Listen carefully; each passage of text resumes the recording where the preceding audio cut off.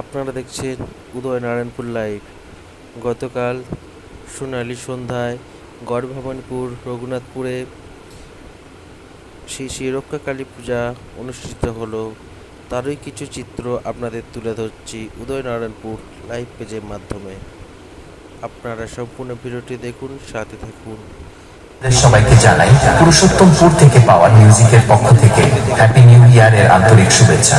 Power music present করতে চলেছে এক ভাইব্রেশন গান। চলুন শুরু করা যাক। RX Remix।